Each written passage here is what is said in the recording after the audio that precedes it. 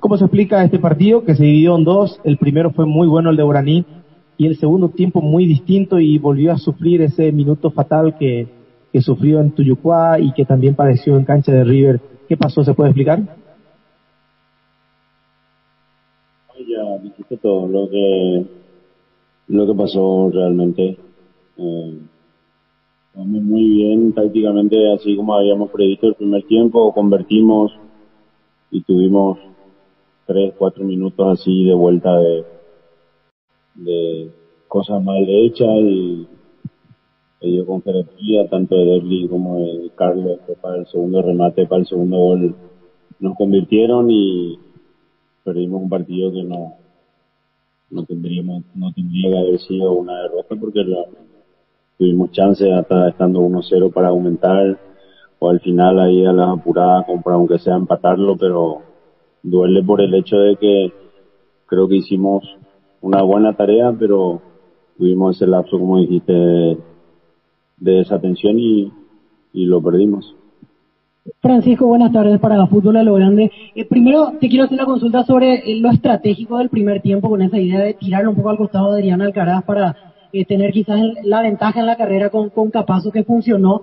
Eso te pregunto, ¿era la planificación que hiciste prácticamente, o hubo una situación de partido que te fue llevando a repetir e insistir eso con Alcaraz? Y lo segundo, lo del segundo tiempo, recién mencionabas algo, pero ¿cree que tu equipo entró dormido al segundo tiempo, que no tuvo la misma convicción? De por ahí no estuvo como debería haber estado con respecto a lo que fueron los primeros 45 minutos. No, hicimos un plan de juego, teníamos 1, 2, 3 variantes, elegimos esa para jugar y nos resultó muy bien porque convertimos así, creamos chances y tuvo varios momentos de superioridad sobre el defensor de ellos, que al final después fue cambiado porque estaba con la tarjeta amarilla, y comenzamos bien el segundo tiempo. Igual hubo ese momento el primer gol nos convirtieron de manera muy muy fácil, podíamos cortarlo, no lo cortamos, metieron un pelotazo y nos convirtieron. A partir de ahí sí dudamos mucho, dejamos de jugar, dejamos de bajar la pelota, ya no era, ya habíamos cambiado esa orden de no hacer más lo que veníamos haciendo el primer tiempo. Justo hubo el cambio de Walter también ahí, antes del primer gol, y eso fue fatal porque no conseguimos recuperarnos más. Después los cambios fueron para intentar forzar el juego, generar alguna chance como hubo ahí al final, pero no fue suficiente. Profesor Iván Alexis, para Entretiempo 1330M Chaco Boreal, preguntarle si la efectividad fue lo que dejó sin puntos hoy a Guaraní.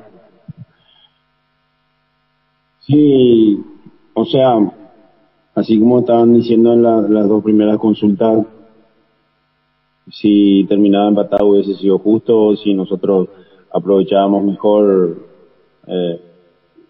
las oportunidades que hemos ido creando con los espacios que tuvimos, especialmente en la última zona de ellos, nos hubiésemos llevado a la victoria. Creo que la estábamos construyendo muy bien y después nos perdimos.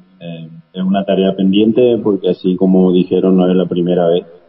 Es la segunda vez que nos pasa que hicimos el gasto y en cuestión de 2 o 3 minutos perdimos estos dos partidos, tanto el de Libertad y el de hoy.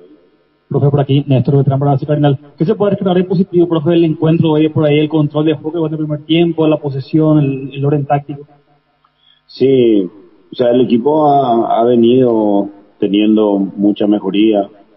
Esta era una prueba importante porque lo que queremos es sumar una gran cantidad de puntos para terminar el torneo, y necesitábamos contra estos dos, tanto hoy y el miércoles, sumar puntos para acercarnos y después intentar en los últimos partidos aumentar ese margen, pero nos falta entender mejor el juego, cuidar esos detalles de inicio de juego, después de convertir, final de juego, no entrar en desesperación o en desatenciones que después, cuando se juega contra futbolistas de jerarquía como los que tuvimos enfrente hoy, uno acaba pagando muy caro.